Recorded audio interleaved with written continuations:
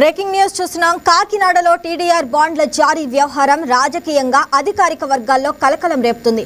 9.33 ఎకరాల భూమికి సంబంధించి టీడీఆర్ బాండ్ల జారీలో అక్రమాలు జరిగాయంటూ విజిలెన్స్ అండ్ ఎన్ఫోర్స్మెంట్ శాఖ దర్యాప్తు నివేదిక కీలక అంశాలను వెల్లడించింది.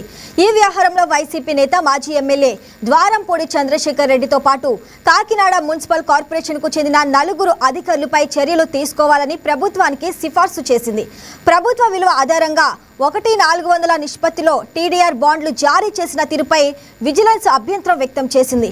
ఏపీ ఈపీ డీసీఎల్కు కేవీ విద్యుత్ సబ్స్టేషన్ నిర్మాణం కోసం ప్రైవేటు భూమిని టీడీఆర్ ద్వారా సేకరించగా కాకినాడ పోర్టు నుంచి భూమిని లీజుకు తీసుకునే అవకాశం ఉన్నప్పటికీ ఈ విధానాన్ని ఎందుకు అనుసరించారన్న అంశంపై దర్యాప్తు సంస్థ ప్రశ్నలు లేవనెత్తింది. అంతేకాదు తప్పుడు కల్పిత పబ్లిక్ నోటిఫికేషన్లు, ఫైల్ నెంబర్ల వినియోగంపై కూడా నివేదికలో తీవ్ర అభ్యంతరాలు వ్యక్తమయ్యాయి. టీడీఆర్ ద్వారా సేకరించిన భూమి ఇప్పటికీ వినియోగంలోకి రాలేదని, పోర్టు నుంచి లీజుకు తీసుకొని ఉంటే ప్రభుత్వానికి 100 కోట్ల రూపాయలు ఆదా అయ్యేవని విజిలెన్స్ పేర్కొంది.